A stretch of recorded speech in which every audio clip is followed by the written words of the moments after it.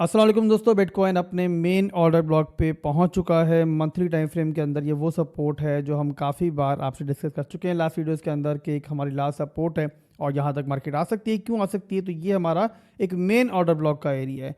और इसके अलावा अगर हम बात करें मंथली टाइम फ्रेम के स्ट्रक्चर की, तो ये यहाँ पर जो है ना नहीं टूटना चाहिए। इससे पहले नहीं टूटा है और ये मोस्ट इंपॉर्टेंट सपोर्ट है बिटकॉइन की। ये टूटी फिर मार्केट में जो है ना असल मुचाल आएगा। टूटेगा कब? जब बिटकॉइन यहाँ पे इस लेवल से यानी कि 78-79,000 के लेवल से नीचे क्लोजिंग लेगा। तो यहाँ पे इसके अलावा अगर बात करें डेली की, वीकली की, तो वो ज़ाहिर है स्ट्रक्चर उसका ब्रेक हो चुका है। बट डेली और वीकली का स्ट्रक्चर जो है ना इस पूरे ट्रेंड के दरमियान पहली बार लूज नहीं किया बिटकॉइन ने, पहले भी कर चुका है। मैं आपको दिखाता हूँ, ये आपके सामने है। 73,000 तक मार्केट गई। ये हमारा एक लो था वीकली का, टूटा। उसके बाद लोअर लोज लोअर हाइज के अंदर वीकली के अंदर हम गए। बट वहाँ से फिर क्या हुआ कि जब प्रीवियस हाई टूटा, बिटकॉइन ने फिर दोबारा अपवर्ड मूव किया। वैसे ही दोबारा देख लो, जब हमारा 1,09,000 के लेवल पे हाई बना, दोबारा से ये था लो जो बिटकॉइन ने वीकली में तोड़ा। हम दोबारा लोअर लोज लोअर हाइज में गए और फिर यहाँ पे हमने वापसी की। तो एक दफ़ा फिर से बिटकॉइन ने वीकली का स्ट्रक्चर ज़रूर तोड़ा है और बिटकॉइन यहाँ पे नीचे मौजूद है। बट ये वो सपोर्ट है, एक फाइनल सपोर्ट हम कह सकते हैं जिस पे बिटकॉइन मौजूद है। तो यहाँ पे आपको क्या करना चाहिए? तो सिंपल जवाब मेरे भाइयों कि अगर आप लोग यहाँ पे 1,22,000 पे नहीं डर रहे थे, 1,23,000 पे नहीं डर रहे थे, उसके बाद आप लोग 1,07,000 पे नहीं डर रहे थे, तो अभी क्यों डर रहे हो? एक होता है गुड ड्रॉ डाउन, एक होता है बैड ड्रॉ डाउन। मिसाल मैं आपको देता हूँ एक ओल्ड कॉइन के चार्ट के ऊपर, और उसके लिए मैं ओपन करता हूँ इथीरियम का चार्ट ओपन करता चले। यहाँ पे आपको समझ में आएगी कि गुड ड्रॉ डाउन और बैड ड्रॉ डाउन क्या होता है।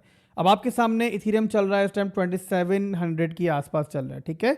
अब यहाँ बताओ मुझे आप लोग कि जिन्होंने इथीरियम को लिया होगा 4800 पे, जो कि इसका हाई था, तो वो इस टाइम कितने ड्रॉ डाउन में होंगे? वो इस टाइम होंगे लगभग समझ लो कि 45% के ड्रॉ डाउन में। बट इन केस अगर आप यहाँ पे इथीरियम को लेते हो और इथीरियम यहाँ पर थोड़ा सा मजीद भी डंप कर जाता है, आप ये चलो सोच लो, मान लो कि इथीरियम यहाँ पर जो है ना आपका 2400 पे आ जाता है, तो फिर आप कितने ड्रॉ डाउन में जाओगे? आप यहाँ से जाओगे ड्रॉ डाउन के अंदर 10 से 14% के ड्रॉ डाउन के अंदर। तो मेरे भाइयों ये होता है गुड ड्रॉ डाउन, यानी कि उस मौके पे एंट्री लेना कि जहां पे मार्केट ऑलरेडी बहुत डंप कर चुकी है, और अगर मजीद भी डंप करती है तो चांसेस कम है कि बहुत ज़्यादा कोई जो है ना डंप करेगी। तो यहाँ मेरे भाइयों आप यहाँ पे इथीरियम को एक्यूमुलेट करना स्टार्ट करते हो, पहली एंट्री लेते हो यहाँ पे, उसके बाद इथीरियम चला जाता है आपका 2400 पे, आप वहाँ पे सेकेंड एंट्री बनाते हो। फिर और नीचे जाता है इथीरियम आपका 2100 पे, आप तीसरी एंट्री ले लेते हो। मैं सिर्फ यहाँ पे एक मिसाल दे रहा हूँ आपको। तो आप बताओ कि पहली एंट्री से आपका ड्रॉडाउन कितना हुआ? सिर्फ 22% हुआ। बट क्योंकि आप लोगों ने इस पूरी रेंज में एक्यूमुलेशन की थी, तो आपकी जो एवरेज प्राइस बनी वो बनी आपकी 2400 के अराउंड, और इस तरीके से आपका ड्रॉडाउन जो बना वो सिर्फ 10 से 15% का बना। अब यहाँ से जब इथीरियम रिवर्स करेगा, तो अगर इवन यहाँ से इथीरियम जो है आपका यहाँ पे 2800 पे दोबारा आ जाए, तब भी आप लोग जो है 15% के प्रॉफिट में होंगे। जबकि जिन लोगों ने ऊपर लिया हुआ इथीरियम को टॉप के ऊपर, वो यहाँ पे स्टिल 40% के ड्रॉडाउन में होंगे। तो ये होता है मेरे भाइयों एक गुड ड्रॉडाउन, जो आप लोग अगर लेते हो इस टाइम और मार्केट में जाती है तो आपको फेस करना पड़ेगा। तो मेरे हिसाब से मेरे भाइयों ये मौका है कि जहाँ पे आप लोगों को एक्यूमुलेशन जो है वो करनी चाहिए।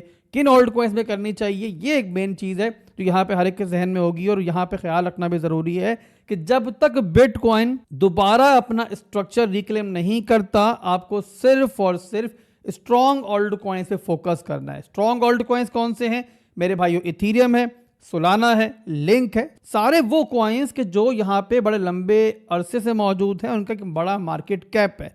तो आप उनके अंदर एक्यूमुलेशन करो। इथीरियम के अंदर एक्यूमुलेशन करना चाह रहे हो तो मैंने आपको सपोर्ट जो है इथीरियम की पहले ही बताई थी कि 2740 की सपोर्ट, 2800 की सपोर्ट पहली थी, और इथीरियम वहाँ पे ऑलरेडी मौजूद है। तो यहाँ पे आपकी पहली एंट्री बन सकती है। सेकेंड एंट्री आप ले सकते हो अगर इथीरियम आता है 2500 2400 के आसपास, तो यहाँ ले सकते हो। और थर्ड एंट्री आप ले सकते हो 2100 के ऊपर। अब ज़रूरी नहीं है कि इथीरियम आपको यहाँ तक दिखे, बट जहाँ तक भी दिखे आप इसको एक्यूमुलेट करते जाओ। मुझे उम्मीद है कि आपको जो है कमिंग डेज में प्रॉफिट मिलेगा। मैं स्टिल एक्सपेक्ट कर रहा हूँ कि मार्केट हमें एक और कम से कम जो है ना अपवर्ड रैली देगी, और उसके दरमियान जो लोग भी यहाँ पे एंट्री बनाते हैं तो एक अच्छा प्रॉफिट जो है बना सकते हैं। इसके अलावा हम सोलाना की बात करें तो उसका चार्ट भी ओपन कर लेते हैं कि उसके अंदर कहाँ पे आप एंट्री बना सकते हो। तो सोलाना अपनी एक बहुत इंपॉर्टेंट मेन सपोर्ट मौजूद है, इसके बारे में भी मैंने लास्ट वीडियोज़ के अंदर डिस्कस किया था कि यहाँ पे सोलाना आता है तो पहली एंट्री बन सकती है, सेकंड एंट्री बन सकती है इसके बाद आपकी $110 के आसपास, और थर्ड एंट्री बन सकती है आपकी इस मेन सपोर्ट पे 9500 से लेके $100 की सपोर्ट के ऊपर। तो ये 3 एंट्रीज आपकी सोलाना की हो गई।